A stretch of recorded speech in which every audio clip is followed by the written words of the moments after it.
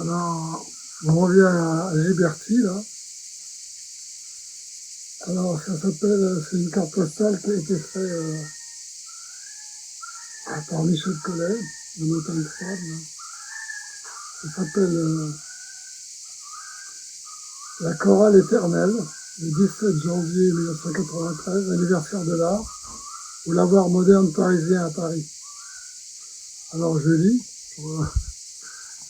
Au premier plan, Bob Lenz en mouvement, de gauche à droite, Hervé Breuil, Alexandra Tolka, Jean-Claude Perrier, Pelletier, Marie Gousset, Michel Giroux, Hervé Binet, David Dronet, Charles Dreyfus, Anne-Marie Huy Bonroy, Odile Krief, Valentine Verhaeghe, Marceline Filiou, Jean Dupuis, Joël Hugo et Alain Giberti. Voilà. Alors là, on va voir le moderne, c'est à côté de Barbès. Et Jean-Claude Pelletier, il était naturellement porté par la boisson. Alors là, il y avait une espèce de liqueur à 60 degrés, je sais pas, il en avait bu beaucoup. Il avait une grande CX. Il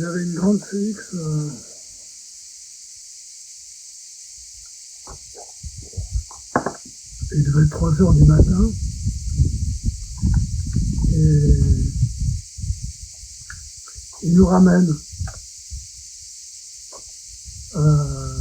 Alain Giberti, Anne-Marie et moi. Alors il était un petit peu alcoolisé. Alors, avec sa CX, son immense bagnole, là, Citroën, là, il monte sur un plot, vous savez, il y a des plots au milieu du boulevard Barbès, sur un plot où il y a les feux de la circulation. Alors là, la bagnole a fait ça, on a failli se retourner, et boum, c'est revenu. Et là, 2 bagnoles de flics qui arrivent, les mecs avec les mitraillettes comme ça. Alors Giberti, qui commence à... Alors moi j'avais putain de peur, l'autre était sous au volant. La bagnole qui venait de faire ça, tu vois. Alors Giberti, il commence à les insulter, les flics ils étaient comme ça. Alors la peur de ma vie, je croyais que j'allais me faire fusiller, tu vois. Là. Alors ils sortent Jean-Claude de la bagnole, il l'amène au commissariat, le lendemain, avec les menottes, il l'amène chez lui, tu vois, enfin, la totale. Voilà. Alors nous, on était à pied, là, c'est cool. Alors voilà Giberti, comment il se comportait, quoi. Ouais, ça, c'était un peu... C'était 93. Donc c'est l'anniversaire de l'art, donc c'est l'anniversaire de l'art. Et là, au lavoir moderne, c'est là où Giroud, il a entassé tous ses canals pendant un moment. Je sais pas ce qu'ils sont devenus. Alors Anne-Marie, elle s'appelle Anne-Marie Huy Bonroy. Et tout à l'heure, quand c'est en j'ai oublié son nom, j'ai encore oublié. Henri Flint, voilà. Que je connais que lui. Et dans mon livre, là, sur Fluxus, dans ma thèse, j'ai reproduit tout son texte, 37 ans. Voilà, on passe à autre chose, alors maintenant. Ça, c'était Giberti. On va parler de Carcos, hein, effectivement. Tu m'avais parlé notamment le lien... Voilà, Carcos, là, j'ai le lien avec la revue Prolétaire. Poésie prolétaire. Bah, comme je disais, Julien, il l'a lu il y a 2 jours, et il m'a dit que le texte de Giberti, pourquoi il allait se suicider. Alors il l'a envoyé juste pour que les gens le reçoivent après qu'il se suicide. Et à moi, j'étais au Japon, il m'a envoyé une lettre, j'ai pas reçu cette lettre, je crois qu'elle était à 7 exemplaires, il l'a envoyé à 7 personnes. Et moi, j'ai reçu une lettre d'amour au Japon, faudrait que je la retrouve. Là. Donc on en est à Tarkos. Alors, Tu l'as rencontré comment et quelles étaient vos relations? comment j'ai rencontré? J'ai dû... C'est lui qui t'a écrit? Parce que je sais qu'il écrivait pas mal en direct. je recevais sa revue, là. RR. RR, ouais.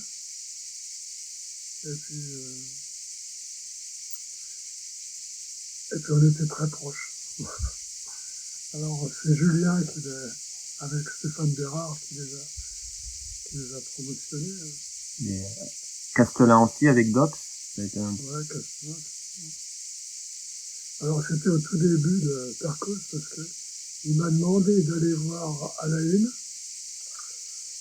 C'était un imprimeur, je crois qu'il était à Rouen, qui faisait, tu sais, les classiques Larousse, les petits. Il avait fait un Tarkos. Il voulait absolument que j'aille à la une, voir à la une, que j'aille voir son petit bouquin. Et... Bon, alors il écrit plusieurs fois sur moi dans ses livres. Là. Une fois, il y avait les attraits qui les avaient invités à la Salpêtrière.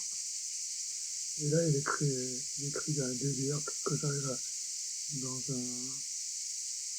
un cadier avec les gyros qui me poussent. Enfin, c'est toujours un peu décalé, les textes, c'est jamais vraiment la vérité. Alors lui, il disait que alors moi, je fais que des jeux de mots, je sais pas, 5 000 jeux de mots. Et lui, il dit qu'il comprenait rien aux jeux de mots. Donc, ça l'intéressait pas. Alors pourquoi il m'a choisi, moi, pour faire un groupe à deux qui s'appelait Patmo et Fluxus. Patmo et Fluxus, ouais. Ok. Alors là, c'était juste avant qu'il se fasse opérer. Il avait une grosse boule, comme une boule de tennis, là, sur la tête. Alors ils l'ont opéré pendant 12 heures. Alors bien sûr, il a perdu parce qu'au bout de 3 heures, déjà, tu perds plein la mémoire, tu peux plus parler. Et là, il s'est fait opérer un lundi matin, pendant 12 heures. Et là, le dimanche soir, il nous a convoqués à l'hôpital. Je sais pas, une dizaine de potes. Parce qu'il ne savait pas si elle allait mourir ou quoi. Et c'était incroyable, émouvant. Et puis après, il y a une très belle photo de moi et lui à la Pérouse, là. C'est dans un des revues de Julien, la petite revue, je sais pas comment ça s'appelle, une double page. François Génicaud, la femme d'un narratif, qui a fait une photo. Et là, je sais pas pourquoi j'ai pas de lunettes. J'aime beaucoup cette photo, on est tous les deux. Il présentait un livre, je sais pas, pas la Pérouse, je pense que ça s'appelle la grande brasserie, là. De la Bastille, où Mitterrand, il a fait sa fête, la brasserie alsacienne. Vous savez, elle n'habite plus Paris, alors tous les noms, ils m'échappent. Alors avec Tarkos, moi j'habitais rue Trousseau, et lui, il habitait rue Aligre, au-dessus du tabac, la place Aligre, en face de chez Boris. Il avait au premier étage, il avait une chambre, un studio, où il travaillait. Donc, on se voyait souvent. C'était au bout de la rue Aligre, j'habitais je sais pas, à 200 mètres. Et ce groupe Fluxus, Patmo, vous avez fait quoi comme action alors, on a fait deux choses. Une fois à Bègle, à côté de Bordeaux, c'était là. Et là, il n'y a qu'une photo, c'est Philippe Castelin qui l'a pris. Alors là, c'était un peu le délire. C'était après ses opérations. Et là, on me voit, je suis en robe de chambre rouge. Et lui, il est à côté, un peu comme ça. Hein. Et il y a une photo de Tarkos, de Philippe Castelin. Parce qu'il y avait Julien qui nous a fait une perf avec une petite fille, je pense que c'était sa petite fille. il y avait Akhenaton, il y avait plein de gens, il y avait des gens parce que j'étais à Périgueux, et me le rappelait, des gens de Boxon, tout ça, qui se rappelaient de ça. Et donc, c'était quoi votre perf à deux Je sais plus. Donc, il y a eu cet Après, événement-là. j'étais en robe de chambre rouge, en robe de bain, tu vois. J'étais nu en dessous, tu vois, lui, il était là. Et après, on a fait une deuxième perf au musée de Strasbourg. C'était Patrick Javeau qui nous avait invité. C'est Patrick Javeau, c'est lui qui a fait. Il m'a aidé à faire le concert Fluxus en quelle année? On a fait les 40 ans de Fluxus à Strasbourg, au musée. J'ai fait faire une tournée à Strasbourg, à Marseille. Et attends, c'était quoi la troisième ville? Je sais plus. C'était enfin, c'était une des 40e ou 50e ou 30e anniversaire de Fluxus. Et là, Javot, il s'occupait de la programmation au musée de Strasbourg et il nous avait invités. Et là, Tarkos, il est monté sur scène. Et là, j'ai la cassette, et je n'ai pas pu la retrouver parce que Tarkos, il a fait une expo là, au FRAC Marseille. de Marseille Et aussi ITM, enfin, aussi une ITM, expo hommage l'an dernier. Et je devais retrouver la cassette pour, comment il s'appelle? Pour David Christoffel. Pour Christoffel, hein. Et je ne l'ai pas retrouvé. Et je l'ai retrouvé, c'est toujours. Et là, il a parlé 10 minutes. Et après, il est parti. Et là, il était avec son copain marseillais, qui a la même voix que lui, exactement. Je ne sais pas comment je me rappelle plus comment il s'appelle. Et son copain marseillais, il a continué de lire les textes pendant une demi-heure. On aurait dit Tarkos, parce que, tu vois, si tu les avais pas vus, il a exactement la même voix. Alors après, je l'ai ramené de Strasbourg dans le train. Bon, c'était une vraie loque, tu vois. Je l'ai traîné du taxi jusqu'à son appartement, là, près derrière mon bibliothèque nationale, parce qu'il travaillait à la bibliothèque nationale à un moment. Pourquoi, qu'est-ce qu'il avait? C'était après son opération, c'était la première fois où il pouvait lire, je pense. Après, il a survécu 1 ou 2 ans, après il est mort. Combien de temps il a survécu après? Alors quoi avec Tarkos encore? Dans les vidéos de Castelin alors aussi, j'avais une expo chez la Ravassi. Ouais, c'est ça, on voit la vidéo. Oui. Et là, j'ai invité pendant 3 jours. Alors les vieilles, elles n'en pouvaient plus. Ça faisait 30 personnes, tu vois. Il y avait Jette, il y avait Jean Dupuis, il y avait Piazza, il y avait Palix, il y avait tout le monde. Pendant 3 jours, au deuxième jour, on n'en pouvait plus. Et là, il y a Tarkos, il est monté, il a fait la merde, là. Bonhomme de merde. Ouais, bonhomme de merde. Et il est monté sur la chaise plastique, c'est des fils de plastique de la galerie, il passait à travers. Enfin, il est bien cette vidéo. Je crois que c'est Richard qui a fait la vidéo. Richard. Non, Richard Piazza. Faut que je parle de Richard Piazza après. Attends, qu'est-ce qu'il y a comme souvenir? Ouais, alors là, c'était 3 jours. Là. C'était genre ce que je t'ai raconté dans l'autre vidéo, là, quand j'avais fait la radio avec Gerbou, là, quand j'avais invité pendant 12 heures. Alors, qu'est-ce que j'ai fait avec Tarkos? Ah ouais, alors Tarkos... Les fascicules, là, il m'a dit que tu avais fait des fascicules quand... Ah non, ça c'est avec Doris. Ouais, quand Barbro est morte. Ouais. Alors là, Esther, elle a été vraiment sympa, je crois parce qu'elle habitait à côté de la rue Clouseau, là, où on était, la rue... il y avait la galerie d'Anguille, la rue de la Roquette. Ouais, rue de la Roquette. Et moi, j'habitais à la rue Trousseau. Et là, il y avait l'enterrement de Barbot, quoi. Alors là, il y a Mathieu. Moi, j'avais cru que c'était... comment il s'appelle Darcos et Bérard qui m'avaient amené en voiture à l'enterrement, mais en fait, Mathieu Dupuis m'a dit que c'était lui avec les neveux de Jean, avec sa mère qui m'avait amené. Et alors là, je sais pas, il y a Tarcos qui venait avec... ou avec Bérard. Voilà, c'est une drôle d'histoire parce que Tarcos, il vivait avec Nathalie Cantin et après, elle l'a quitté pour Bérard.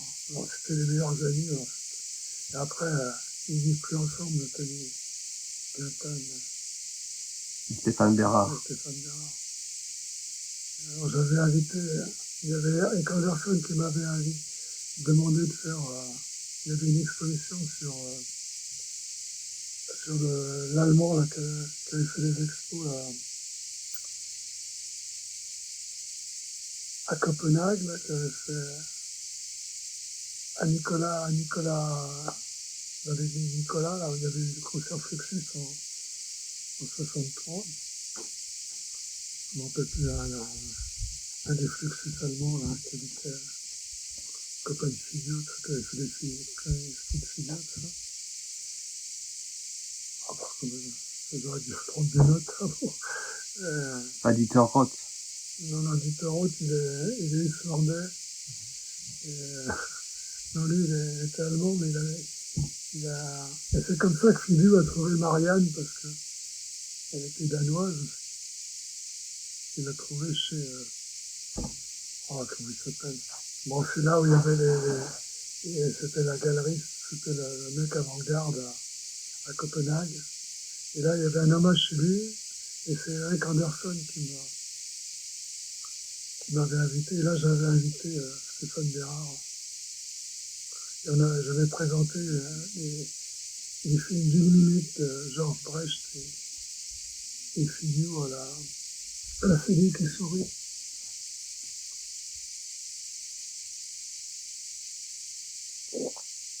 Alors, ouais. Alors, Tarcos, il venait quand Barbara est morte, là, la semaine d'après. Alors,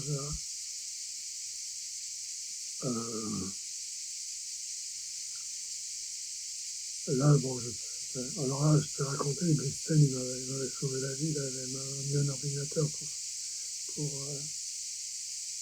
corriger le catalogue Fluxus de Marseille. Et là, Tarcos, il venait avec ou Stéphane Bérard ou Pascal Dory, avec qui il a fait poésie. Alors, Pascal Dory, je l'adorais, très très doux. Il était gardien de nuit à Libération, et toute la nuit, il se servait de la photocopie de Libération pour faire des petits fascicules. Et là, il avait photographié des cahiers, 9 fascicules. Il avait fait une revue très connue aussi, c'était avant Patate, elle a fait une autre, c'était un grand journal. Alors il est très très connu au Japon, c'est une star au Japon, Pascal Dory. Alors il est mort, c'est triste. Alors, et NISB a fait travailler sa compagne, là. Elle travaille dans une boutique à NISB, là. Elle était à l'enterrement et tout. Pourquoi je raconte ça? Ouais, alors ouais, à Pascal Dory, j'avais ma copine, on revient à ma copine qui était commissaire plus tard aux ennuis, c'est la grand-mère de l'arrière-petit-fils de Studio. Elle m'avait trouvé un très très beau miroir Brown, tu sais, 1930, avec 3. J'en ai un autre que j'ai exposé il y a 5 ans chez Yuri, là. Et en montant l'escalier, il s'est cassé, là. Les ménageurs, ils ont cassé. Et Pascal Doury, pendant qu'il me parlait, là, parce que j'avais vécu 20 ans avec Barbeau, tu vois, c'est triste.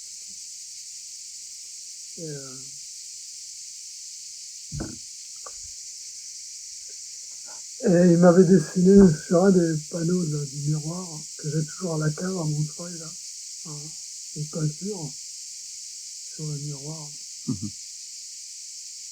Alors j'adorais cette femme, elle était tellement douce. Alors là, j'étais marié avec ma femme japonaise, alors je faisais des fêtes, sinon il y avait plein de gens qui passaient. J'habitais à métro Jourdain. Et alors, Tarkos encore, qu'est-ce que se passe avec Tarkos? Ben voilà, j'ai raconté pas mal de trucs. On voulait passer, tu parlais de la rue de la Roquette, donc effectivement où habitent Esther et Tom. Mais En il y avait, 57, il y avait la galerie d'Angly. c'est ça, Donguy, oui. Et je sais pas pourquoi, j'étais avec Angéline et d'Angly.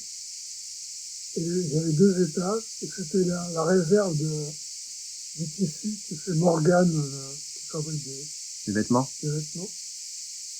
Et là, avec Donguy, moi peut-être parce qu'il est moins expressif. Moi et Angéline, on s'est roulé dans les ballots de linge. Et c'est devenu la galerie d'Angly.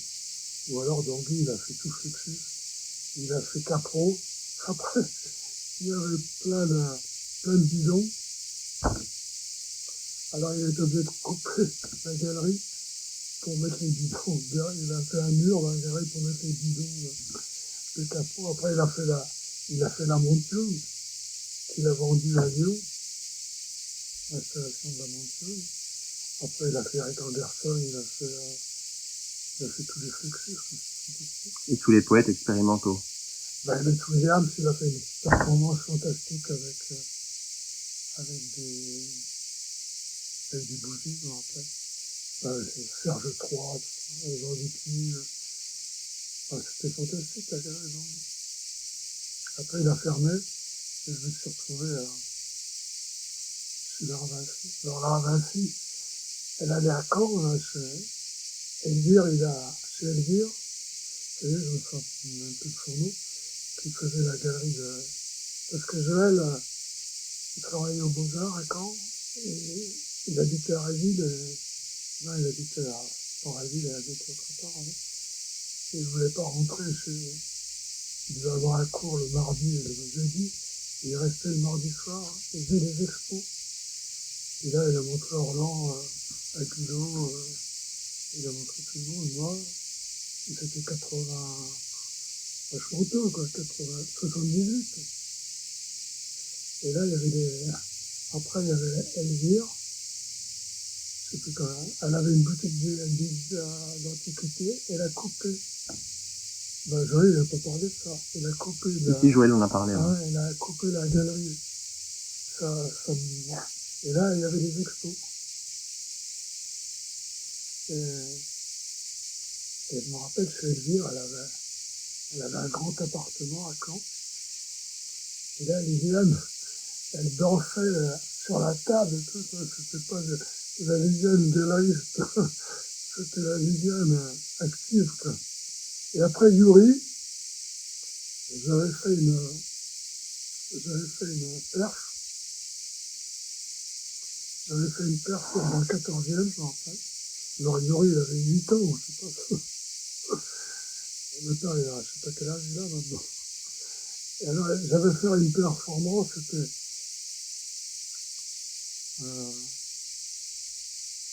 pourquoi ce zoo-ci, pourquoi ce zoo-là. J'avais deux masques, des grands masques que j'avais achetés rue des Fêtes, là, dans le 20e, un truc de forcer à trappe. Là. Là, je me fournissais toujours là. Et j'avais 2 immenses masques d'éléphants. Et j'enlevais un masque, et il y avait le même en dessous. Et là, j'ai donné ce masque dans tous les logements, je l'ai gardé pendant 30 ans. Et l'autre masque, je l'ai donné à Yuri, qui avait 8 ans. Et après, c'est drôle, parce que Nam June Paik, il avait une galerie dans le Middle West, il avait une carte de crédit de la galerie, et il pouvait acheter ce qu'il voulait. Alors il est rentré dans la galerie de Lara Vinci, et là j'avais 3 plaques de verre, Il a écrit l'éléphant. Par rapport à Yuri, il a écrit, je vais me donner le masque de l'éléphant. Et Peck, je sais pas, il n'a pas compris ce que ça voulait dire, ça, l'éléphant. C'était l'éléphant, 3 plaques de verre, Gravé. comment on appelle ça, gravées, oui, mais ils étaient polis un peu. Alors il est reparti avec ses 3 plaques, avec la carte qu'il avait achetée, avec sa carte italien. Donc tout ça, je te raconte. Alors Peck, il est arrivé à Paris, par les institutions, là. Et, il est arrivé à l'aéroport, et là, il y avait celui qui écrivait sur la vidéo, là, qui écrivait leur presse,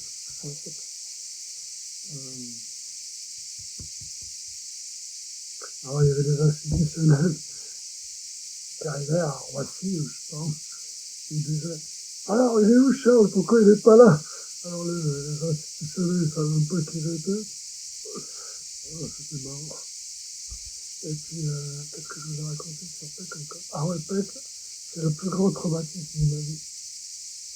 Alors, il voulait promotionner sa femme japonaise. Alors, il était un peu sadomaso, je crois qu'elle l'a passé. Le modèle était japonaise, et lui, il était coréen, soi-disant. Kubota, c'est elle qui a fait la Virginia Painting, où elle a un pinceau dans le vagin, elle fait une peinture. Alors, il y avait dans la grande salle à Beaubourg, il y avait l'hommage à Peck, alors j'étais invité là. Alors il y avait le Bel qui a cassé un violon, il y avait le dernier de Paris, là, Eric Favre, qui était très timide, là, qui parlait. Et là, il y avait la femme de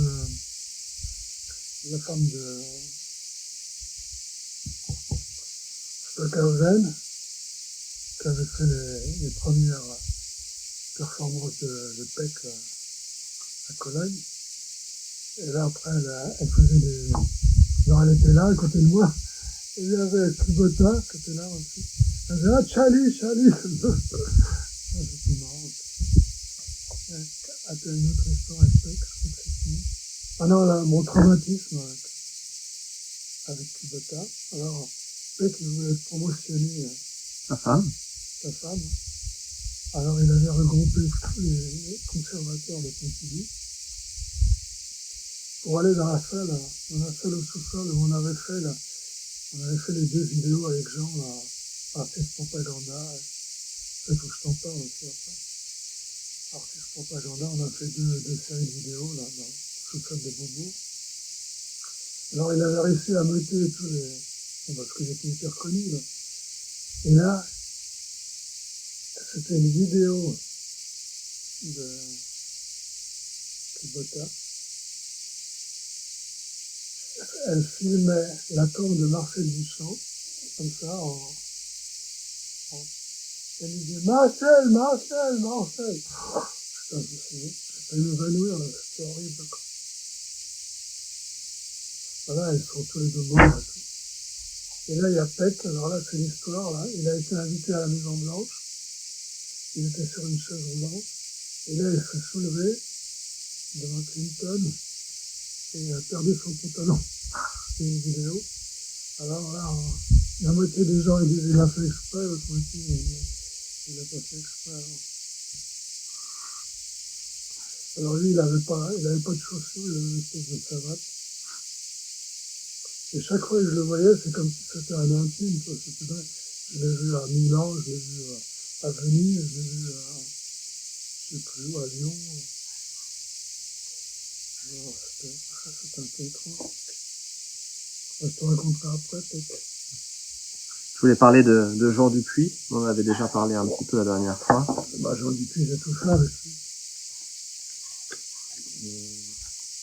Je suis allé en 72 chez lui, je te racontais. Ouais.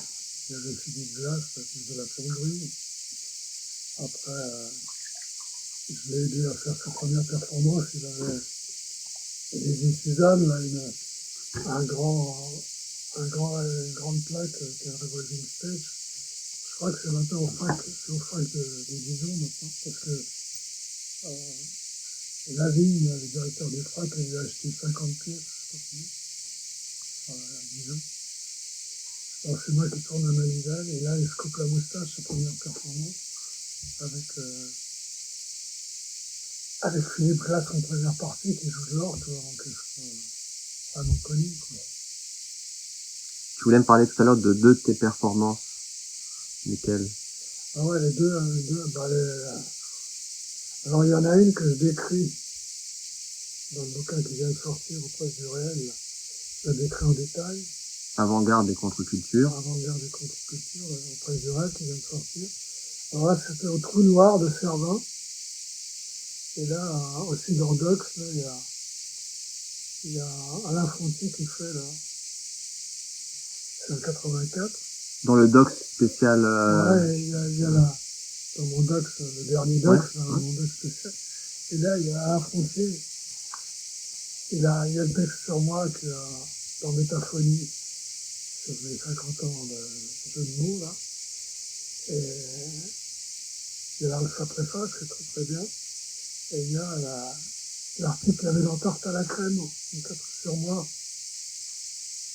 Et là, il y avait tout le monde, il y avait Advic, les parents, tout le monde est passé au Trou Noir. C'était une espèce de restaurant où ils allaient dans les marchés, ils ramassaient tout ce qui restait.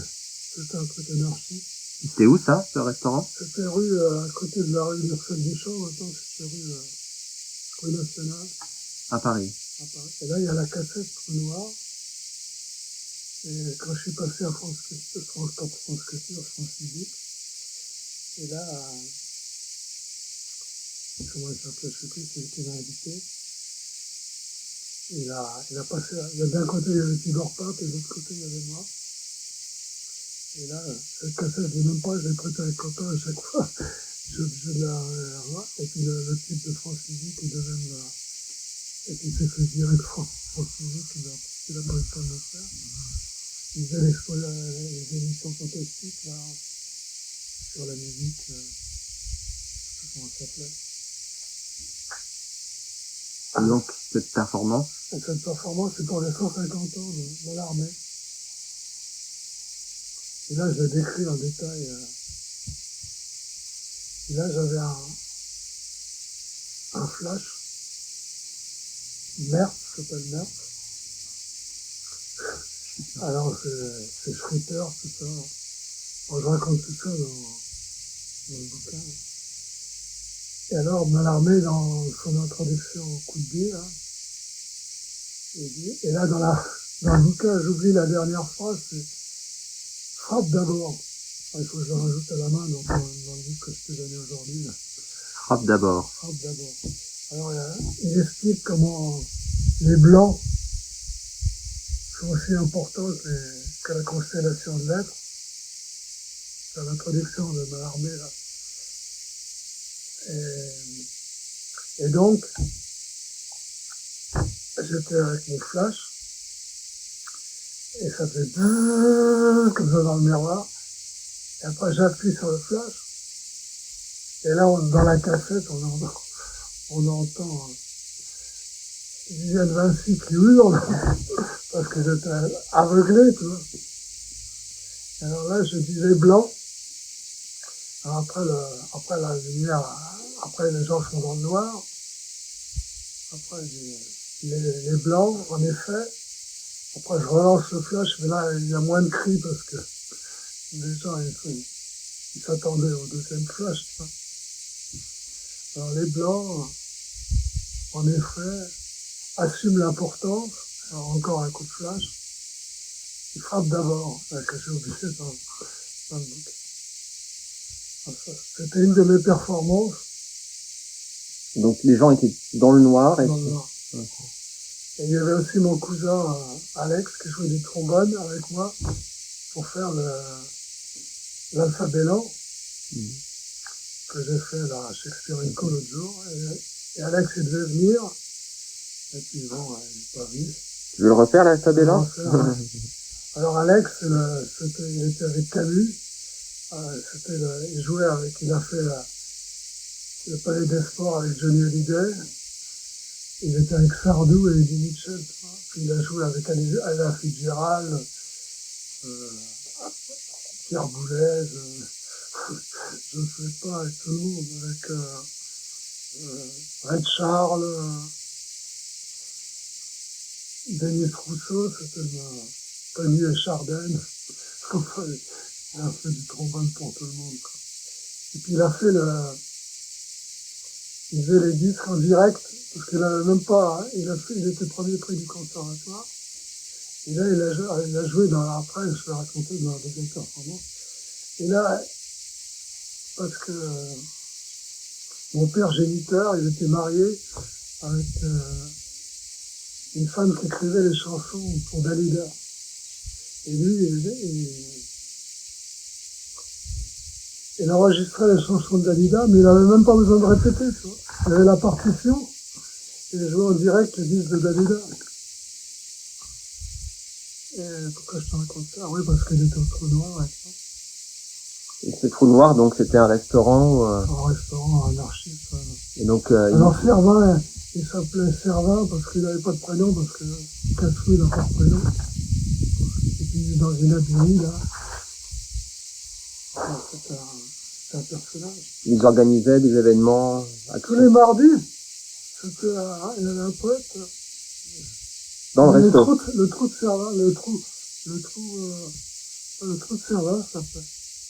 Merci. Alors, il faut que tu vois toutes ces cassettes, il y a la Zic, Joël et tout le monde. Les cassettes vidéo, cassettes audio? Non, c'était audio, ouais. Et qui a enregistré? C'était lui? Il y avait un type qui enregistrait. Ouais.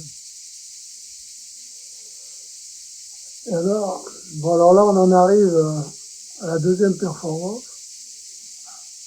C'était en 89. Et là, alors là, c'est louche. Il y avait Marcel Fly qui a fait le Bel, il a dit il a fait la première expo Happening et Fluxus en 89. Alors j'ai fait le catalogue avec Philippe Camus, avec qui je faisais Canal. Enfin, pour il faut que je parle de Philippe Camus qui faisait Canal avec moi. On faisait Canal à 3, tous ces gens qui nous avaient avec Camus, Michel et Philippe Camus, Michel et moi, on faisait Canal à 3. Michel Giroux. Ouais. Et alors là, Bury, l'artiste qui fait les boules, Paul Bury, ouais. Il était le copain de la secrétaire. Alors là, la galerie, alors il y avait Bob Benamou, qui avait une galerie rue de Lappe. Et il y avait Marcel Flas qui avait deux galeries rue Bonaparte. Hein. Et Paul Bury, il connaissait la secrétaire du directeur des Beaux-Arts. Et alors, il a obtenu les Beaux-Arts pour faire un concert. Alors Jean-Jacques Lebel avait fait un article dans le Nouvel Observateur, je crois. Il y avait eu 4 pages, et tout d'un coup, parce il y avait une grande salle où il y a les sculptures maintenant au rez-de-chaussée, ouais. Au rez-de-chaussée. Maintenant, il y a je sais pas moi. Il y avait des examens, là. C'était au mois de juin. Il y avait des examens. Et on a pu avoir que la petite salle de gauche. La bibliothèque, je crois, maintenant. Je sais pas, il y a 2 salles, ouais. Et après, t'as la grande salle. Alors là, le gars, il avait écrit 4 pages dans le Nouvel Obs. Et là, tout d'un coup, il y a 2000 personnes qui arrivent. En juillet, enfin. Alors, vernissage, galerie 1920 de chez... Il avait 2 galeries, juste à côté des Beaux-Arts. Alors là, il y a Yoko Ono qui revenait de Tiananmen. Alors là, non, il ne revenait pas. C'était juste en moment de Tiananmen. Alors, les paparazzis, je te dis pas, c'était l'enfer. il y avait 50 paparazzi autour de Yoko Ono qui l'attendaient. Et là, avec Kesari, parce que j'ai lu ça après dans un bouquin de Kesari, elle avait cherché un vase dans Paris, un vase chinois, parce qu'elle a fait un hommage à Tiananmen. Alors elle a cassé le vase, elle a distribué les morceaux au public, et 10 ans après, on devait se retrouver en reconstituer le vase. Et elle a pu le faire? Ben non, elle l'a pas fait 10 ans après. Alors, alors là, il y avait tellement de monde, le directeur des Beaux-Arts, il a été obligé de, au milieu des... Alors il y avait Dick Higgins, il y avait Lebel, il y avait Alison Knowles, tous les Fluxus et tous les happenings quoi, qui étaient là. Ouais, c'était moi. Alors là, c'est pas clair parce que c'était dans le programme Polyphonique, mais c'était Marcel Flès qui avait payé tous les voyages quoi, pour tous les gens qui venaient d'Amérique, tout ça. La Montium, qui a fait Table Chairs dans sa pièce là, pour finir le concert, en dehors de la salle, avec des étudiants des Beaux-Arts qui tiraient des bancs pendant des heures. C'est fantastique. Et alors, j'étais l'avant-dernier à passer. Alors là, il y avait mon cousin.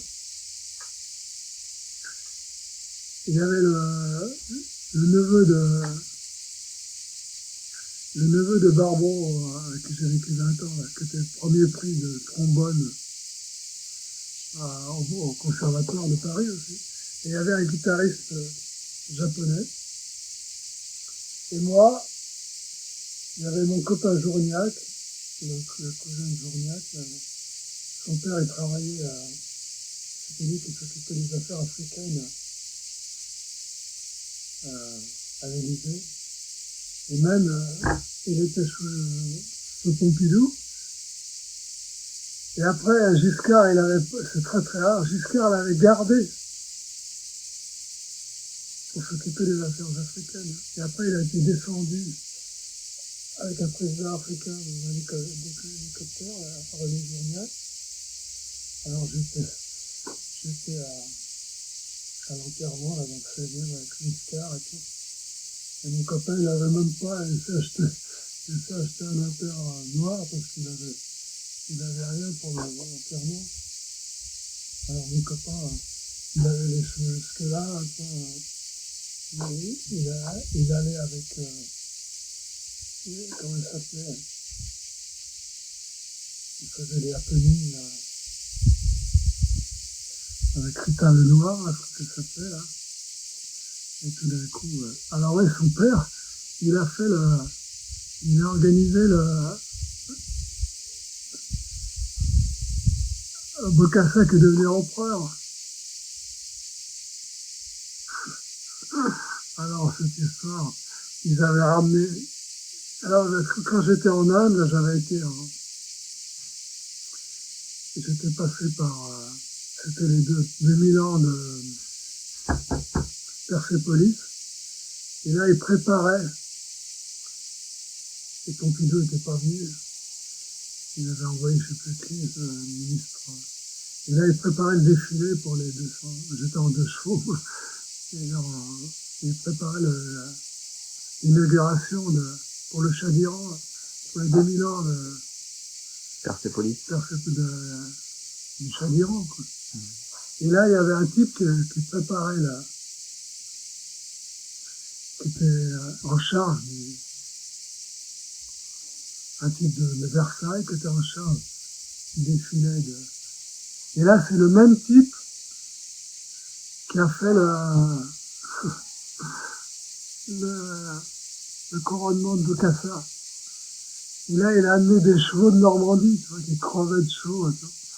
Alors Bokassa, avec un carrosse en or, il était obligé de quitter un carrosse en or pour rentrer sous un... Il faut le voir, le couronnement de Bokassa. Alors, mon copain, là, Pierre Journiac, qui habite à côté, là, dans le Gard, là. Il y avait des grands tissus. Il y avait écrit Vive l'empereur Bokassa, vive l'impératrice Catherine. Alors il avait ces tissus. Et nous, on allait au Lavandou et c'était nos trucs de bain, tu vois. À la plage, on avait Vive l'empereur Bokassa, vive l'impératrice Catherine. Et après, j'ai présenté, il y avait une expo de drapeaux avec Harpoul, là, en Hongrie, là, sur les Champs-Élysées de Budapest. Et là, il y avait mon drapeau, la vive l'empereur. Bokassa. Et là, alors là, on est toujours aux Beaux-Arts. Pour ta deuxième performance. En 89, ouais. Et là, je crois que c'est Arnaud. La Belle Rojo. Ouais, je crois. Avec quelqu'un d'autre qui déroulait la banderole. Cette banderole-là. Cette banderole-là, ouais, sur toute la longueur de la feuille.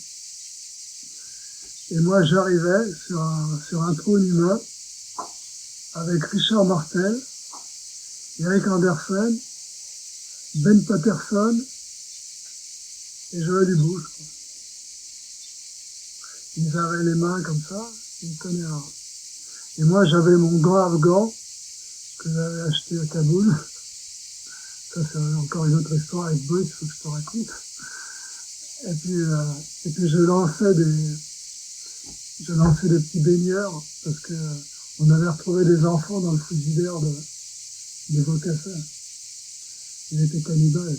Alors, il faut voir aussi le film du pendant anglais d'Amin Dada, de Schwanzer, là. Ah, ça c'est fantastique. Alors, il parle au crocodile et tout. Il fait la course avec ses neveux. Il veut pas perdre, alors il les assomme dans la piscine pour arriver premier. Enfin, faut voir ce film avec Amin Dada. Ça vaut bien Bokassa. Alors c'était les deux militaires français et anglais, quoi. Et donc cette performance, c'était ça, c'était au Beaux-Arts, ouais. Alors et là j'étais sur le siège en humain. Il y avait mon cousin Alex, le neveu de Barbro qui jouait de la trompette et ce guitariste qui jouait de la musique. Et là, je faisais mes perfs, je sais pas, je faisais les perfs avec la musique, quoi. Et alors, Marcel Fleiss, il en pouvait plus, tu vois, parce que je devais être l'avant-dernière à passer, et Yoko Ono, ça devait la dernière. Alors d'abord, il y a Charlotte Moorman, qui est restée 1 heure elle avait un cancer, et son fiancé, il lui a injecté de la morphine tous les quarts d'heure. Et elle est restée dans un tonneau, mais le tonneau, il devait avoir de l'eau chaude et il y avait toujours d'eau froide. Et donc, Marcel Fleiss, il n'en pouvait plus parce qu'il y avait tous les paparazzis, il y avait Orlan, tout ça, qui était complètement compressé contre la scène du truc. On était dans la petite salle. C'était dingo, quoi. Tu vois. Alors Marcel Fleiss, il avait son médecin avec lui qui l'a piqué parce qu'il n'en pouvait plus, parce que c'était Yoko Ono en dernier, et puis après la Montium qui a fait ses chaises, bancs et tout ça. Dans la cour. Non, c'était dans l'entrée. Dans l'entrée, entre les deux salles, là. Et donc, Marcel, c'était pas très gentil pour moi. Il a dit, j'en peux plus. Je rentre chez moi parce que mon médecin, il va me piquer encore et tout. il faut que je regarde Yoko Ono et après, quand elle aura fini, je m'en vais. Alors c'est pas très gentil pour moi qui est passé en dernier, du coup, avant la monture, qui était dehors. Alors bien sûr, j'ai fait des centaines de performances, mais là j'en parle que de 3, peut-être encore une après. Et, et là j'avais rencontré Ben, très brièvement, à l'Expo 72 au Grand Palais, où il y a des gens, hein, parce qu'il y avait une charge de CRF, et il y avait les Malassis, qui avaient fait une grande méchoui, j'avais raconté, qui était contre Pompidou, qui avait fait un grand méchoui. Ils avaient décroché, et Ben il courait, et je me rappelle, il y avait Entaille. Alors Entaille, après, j'ai connu le fils Entaille aussi, et ça fait le mariage et tout, mais je te raconterai ça un autre jour. Et il y a Entaille qui avait des peintures, tu sais, il était avec un plumeau, il dépoussiérait ses peintures, à côté de Joe, hein. Et il y a Ben qui arrive en courant, qui dit ouais, décrochez tous comme ça me fera plus d'espace. Et ça, c'était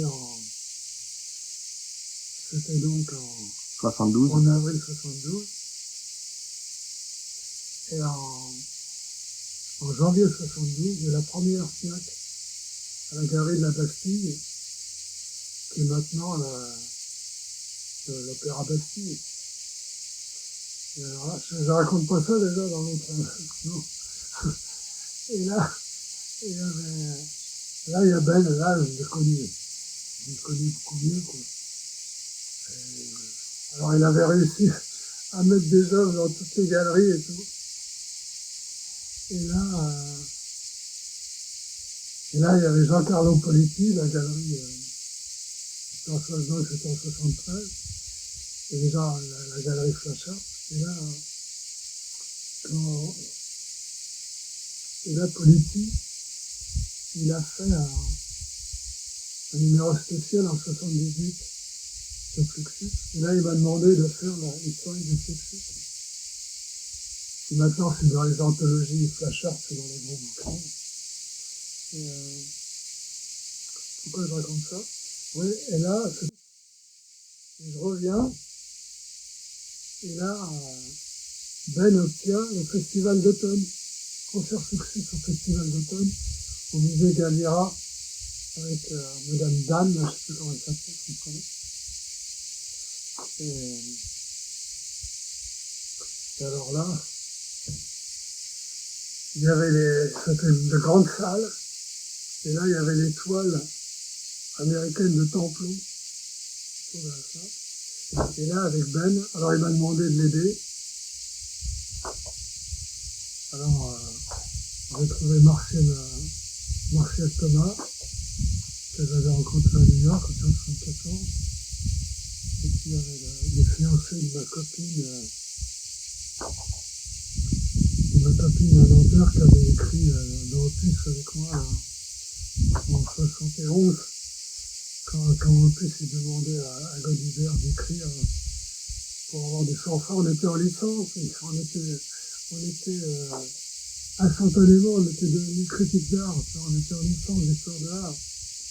Alors elle avait écrit sur Monory et moi j'avais écrit sur Bellegarde. Et là c'était son fiancé qui nous a aidés pour la... Et puis après, il y avait le fiancé, son père c'était un amiral, de la copine de mon copain italien qui était photographe de mode et qui travaillait pour Marie-Claire et Émile Logier qui m'a présenté Émile.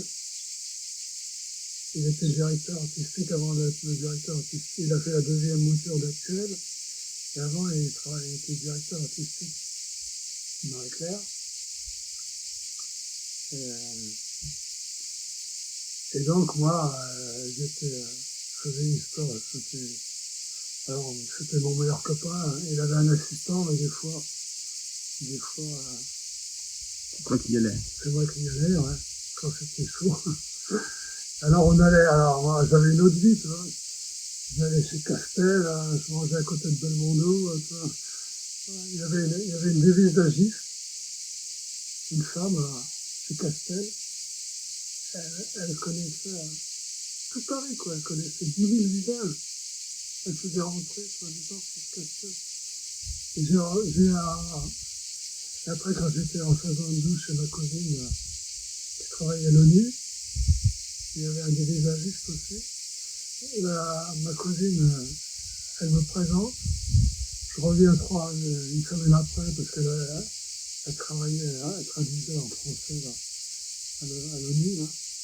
Le type il dit ah vous êtes le cousin de le gars et tout. Des types en mémoire, mais Incroyable. incroyable. Alors pourquoi je raconte ça? On parlait de la performance avec Ben. Ah ouais. Alors, ouais. Alors là on avait mis d'un côté un piano et de l'autre côté il y avait une estrade. Sur les deux côtés là. Sur les deux côtés de là. Et les chaises, ils étaient, il y avait une rangée, et les chaises, elles étaient, le public, ils se regardaient, là, sur le long côté. Et alors, le public rentrait, alors là, il y avait les jeunes lettristes, tu m'avais demandé mon rapport avec les lettristes. Et là, il y avait les jeunes lettristes qui criaient des noms d'oiseaux et tout ça. Parce que Lizou avait tout fait avant Ben, avant Fluxus. Il y avait les autres oiseaux. Et puis, et là, alors on a fait toute la pièce Fluxus, tout de suite. Un fantastique concert. Et alors, on avait mis pour faire la pièce de Nam June Paik, où tu places ta tête dans l'eau avec de la peinture noire et tu traces une ligne, la pièce de l'aventure, traces une ligne.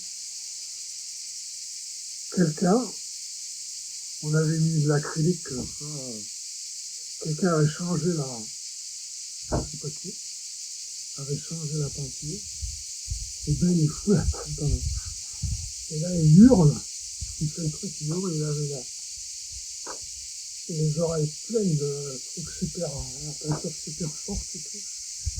Il est obligé d'aller à l'hôpital après et tout. Ah ouais, c'était un attentat. C'était hard, ouais. Alors après, ouais, il est parti à l'hôpital, enfin, alors il y avait des gens qui avaient amené des bouteilles d'eau. Je crois qu'Yves Klein, c'était un truc, là. Et après, le lendemain, ils ont pissé bleu, ça. Il y avait plein de trucs, c'était plein, voilà. C'était dans la grande salle au musée Galliera. Alors après, il y a mon copain Martial, il avait une pièce, il a inventé une pièce. Il se mettait sous le piano. Parce qu'il y avait la pièce de Georges Brecht avant où tu places le pot de fleurs sur le piano. Alors après, il y a un type qui arrive, qui est habillé en rocker, qui arrive, qui prend le pot de fleurs. Alors Martial, il était sous le piano. Il prend le pot de fleurs, il jette l'eau du pot de fleurs, il jette les fleurs et l'eau du pot de fleurs sur Martial.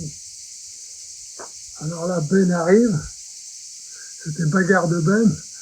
Ben, il commence à se battre avec le type. Le type, il sort son ceinturon. Là, j'ai des images dans mon livre que j'ai fait sur les concerts Fluxus. Parce qu'on a fait un quatuor avec Ben Patterson, Ben Vautier, Eric Anderson, et on a fait 20 performances, je sais pas combien. J'ai fait un livre là-dessus. Et là, il y a la photo du type qui frappe. Il sort son ceinturon. Il sort son ceinturon, il commence à taper Ben. Alors là, Templon, j'ai commencé à paniquer pour cette toile, tu vois, j'ai coûté des millions, Noland, tout ça, tous les Américains qui étaient au mur, tu vois. Alors, Qu'est-ce que je racontais? Et toi, ta Ouais. performance, Alors moi, ma performance, ça s'appelait Élément.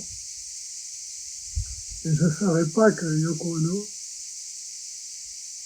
quand elle était petite, ses parents l'enfermaient dans un placard. Et là, elle allumait des allumettes. Je sais pas quand elle avait 8 ans, je sais pas. Ou c'était pendant la guerre, quand elle crevait de faim à Tokyo, là, avec son frère.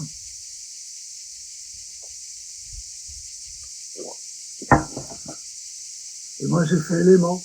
Et là, il y a une très belle photo de mon copain Jean-Claude Maru sur le livre sur le concert succès, avec qui j'ai traversé l'Amérique là, en drive away, là, je te raconterai ça un autre jour.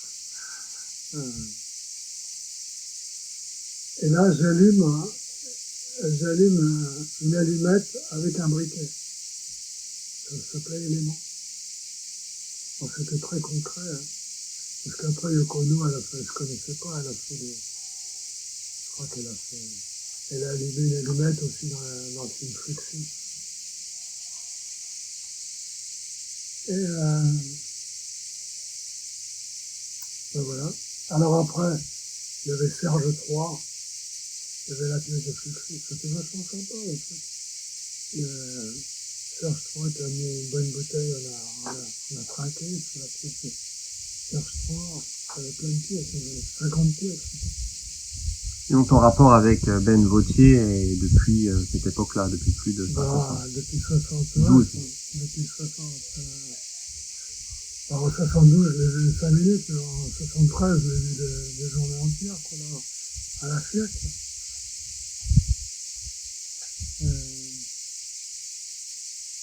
Et là, à la fin, il y avait aussi le truc de Nietzsche, là. C'était sanguinolent et tout. Et mon copain Jean-Claude Marie, il a fait des photos aussi. Et je parle de lui parce que c'était le copain de Zoom. Je sais pas si je t'en ai parlé, avec qui j'aidais l'archiviste Fluxus, qui a fait l'exposition Happening et Fluxus à Cologne et à Düsseldorf, là, en 72, qui j'aidais. Il avait un petit carnet, ben, si, je te l'avais déjà raconté. Parce que je me rappelle, j'avais fait. Il avait un petit carnet avec tout ce qui lui manquait, là, quand j'ai rencontré Peter Roth et Hamilton, là, à Stuttgart, à Catherine Piet. Dans les expositions, tout à l'heure, tu parlais, tu avais travaillé sur le catalogue Hors Limite, donc cette exposition Pompidou en 94 ou 95. Alors là, c'est là où mes rapports avec l'institution, parce que j'ai fait toutes ces interviews avec Peck, Dickie Dean. Je devais aller à New York, et puis après, il y avait le coupement de budget, alors j'ai fait le truc avec Dickie Dean, c'était en fax. Et j'étais à Malpartida chez Vachtel. Là, ils m'ont payé le voyage. Et c'était là. Je suis rentré avec Air France. Le jour de la finale de la Coupe du Monde, ils m'ont offert une bouteille de champagne. Donc. Et après, j'ai pris un taxi, j'ai été voir la Coupe du Monde chez moi. Et pourquoi je racontais ça? Ouais, alors là, les rapports à l'institution. Alors, pour Hors Limite, j'ai écrit 40 pages sur Fluxus. J'ai fait toutes ces interviews. Alors là, t'es payé avec un lance-pierre. Ah non, on n'a pas d'argent. Et après, j'étais à Malpartida comme un membre de l'administration Pompidou. Et là, alors là, ça s'est cumulé, toi. Pour les repas, pour les trucs, pour les machins, à chaque fois, j'avais de l'argent en plus. Alors, il y avait dans le sous-sol de Pompidou, il y avait une caisse avec une grille. Et là, j'ai été chercher mon argent en liquide, là, tout ce que j'avais gagné à Malpartida. Alors, à Malpartida, je continue sur Vachtel. Alors, il y avait Kolf. C'était Di Maggio qui avait donné qui avait prêté sa collection, Vauchetel, il avait réussi à avoir Malpartida, c'est en Extremadure, là, près du Portugal. Il avait réussi à faire un musée dans une bergerie. Et là, il habitait le château, à quelques kilomètres du musée, là. Et là, il y avait DiMaggio, il y avait Francesco Kunz, il y avait Eric Anderson et Patterson qui ont fait une perf, tout ça, il y avait plein de gens. Et là, il y avait DiMaggio et tout. Et là, Kunz, il m'énervait parce qu'il m'a pris dans un coin, il a fait 8 pellicules de suite de moi, de mon portrait, c'est des 36 poses. Alors j'en pouvais plus, déjà à la 3e pellicule, j'en pouvais plus. Ça. Alors là j'ai vu parce que Teresa, la jeune fille qui fait une thèse, elle m'a écrit, et maintenant en haut, j'ai appris que les archives Kunz, c'est à Berlin. En Berlin, ouais. C'est ceux qui s'occupent du prix Bernard Heidsieck aussi. Ah ouais, je ne savais pas, je l'ai appris il y a 10 jours. Et alors là, c'est drôle, parce que par rapport aux photos de Kunz, et alors là, à Malpartida, c'était super beau, il y avait un lac avec des grands rochers et tout. Et là, j'amène Vauchetel et sa femme, Mercedes, pour faire des photos. Alors je leur fais prendre des poses et tout, devant les immenses rochers, là. Et là, j'arrive à Paris, j'avais pas de pellicule dans mon appareil. Alors par rapport à Kunz qui m'avait fait 8 pellicules dessus, c'était assez marrant. Alors là, encore une anecdote avec DiMaggio. Et là, on était à Venise pour l'ouverture à la pointe là, de la douane, la pointe de la douane d'Arnoux, là. Alors là, c'était le lendemain, un lendemain où il y avait tout le monde était là, je sais pas, le monde entier qui était à son dîner. Là. Et là, il y avait 7 passages avant de rentrer dans c'était le vernissage pendant la Biennale de Venise. Il y avait 7 gardiens, 7 niveau de contrôle. Niveau de contrôle. Alors moi, j'avais ma carte de presse d'Inter. Et DiMaggio, il avait son journal qui s'appelle Bullshit, sous le bras, avec le numéro 1 qu'il avait fait avec Capro, avec Colin Capro. Alors il écrivait sur les registres, parce qu'il y avait, à chaque fois tu avais un registre, il fallait écrire. Et lui, il écrivait Bullshit. Ça, c'est drôle quand même. Et vous êtes passé les 7 passages? Ouais, après, on a détesté tout ce qu'il y avait dans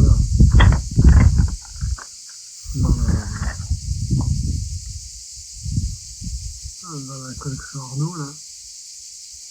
Et je sais pas si c'est la même année. C'est Pinault, hein, c'est pas Arnaud. Pinot.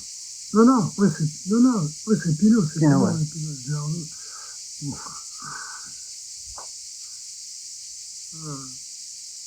Et là, une autre biennale à Venise, je sais pas ce que j'en ai, il y avait le truc, ah ouais, là, il faut que je raconte ça aussi. Il y avait la biennale à Venise, Fluxus, sur une île, là. Et DiMaggio, il avait 2 immenses hangars sur la... Alors Vauchetel, il avait réussi à avoir les deux murs du fond, alors il était vachement fier et tout. Et on arrive avec Giroud. Alors Giroud, il était habillé comme en hiver, il n'avait pas de vêtements, c'était un mois de juin. Et on croyait qu'on était à l'hôtel Landra, un grand hôtel. C'est pas l'hôtel où il y avait Rauschenberg, c'est l'hôtel. C'est pas la Daniel, c'est la classe un peu en dessous. On arrive au Landra. Et là, on voit Vauchetel avec un immense cigare, et comment il s'appelle, le critique, là. Bolivar avec un immense cigare, qui descend les escaliers. Alors, bien sûr, nous, on n'était pas du tout invités là. Alors, on a repris le Vateretto, il nous a mis dans un hôtel pourri à côté de la gare. Là. Et alors là, Vauchetel avait réussi à avoir les deux murs, des deux trucs, tu vois, pas seulement là, les deux. Alors là, ils étaient tous là, tu vois. Il y avait le Bel, il y avait Flint, tout le monde était là. Et alors là, il y a Yoko Ono qui arrive avec 50 journalistes dans un taxi. Et elle fait placer sur le toit de l'Expo Fluxus des miroirs avec des croix et qui se reflétaient dans la biennale. Donc tu pouvais pas. Tout d'un coup, c'était la vedette. Vauchetel, il était deuxième, quoi. Alors il est venu pleurer sur l'épaule de DiMaggio, là, c'était drôle. Alors, ça c'est Vauchetel. Alors mon collectionneur, il collectionnait Vauchetel.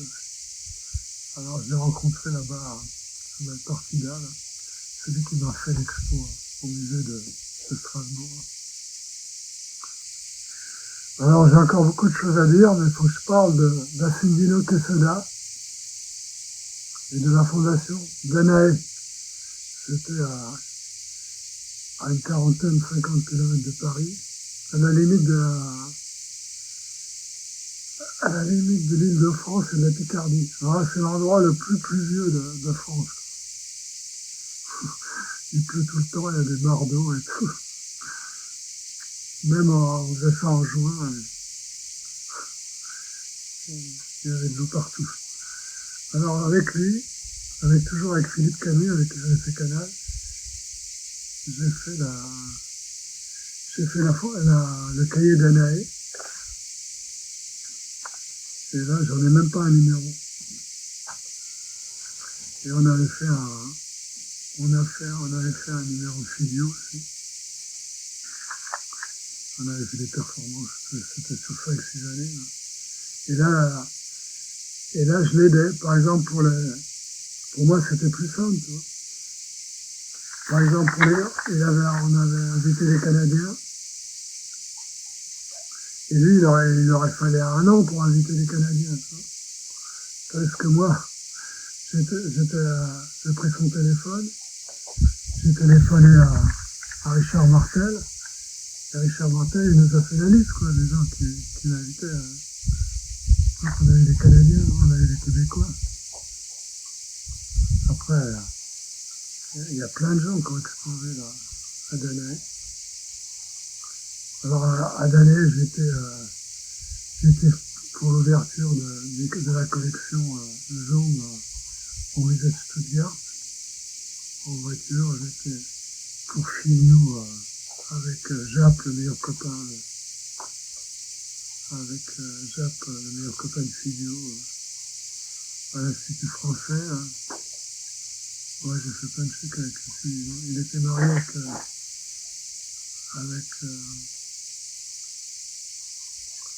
comment ça s'appelle, qui était marié avec un armateur grec.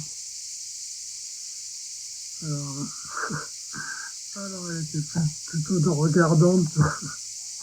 On avait été à Nice dans la journée, 2 jours à Nice en bagnole.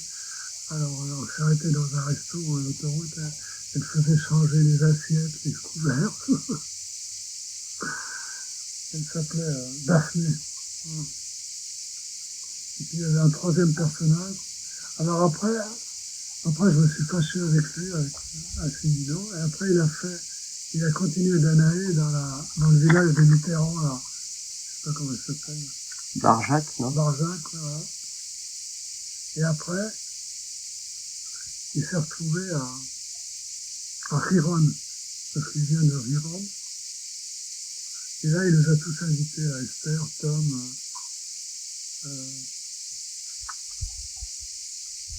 Giroud, Eric Andersen. Les gens de la poésie un peu concrète ou sonore aussi un peu. Ouais, il y avait une expo de sa collection. Là. Et là, c'était dans un endroit incroyable, parce qu'à Riron, il y avait eu il y avait dans une mine, il y avait eu il y avait des milliers de morts dans une mine. Et il avait fait pour les orphelins, Franco, il avait construit une espèce de truc, un lycée quoi, technique. Hein. Alors c'était un endroit incroyable où je sais pas, il y avait des religieuses qui faisaient la couture pour les pensionnaires. Là. Bon, il y avait un théâtre incroyable avec, je sais pas, il y avait une colonie en Espagne avec des poutres de 30 mètres de long. Enfin, c'était un endroit incroyable, là, on a exposé. On a fait nos perfs, là. Et, ça, c'était Alors, Assimilou, il avait fait une thèse sur Boyce, quoi.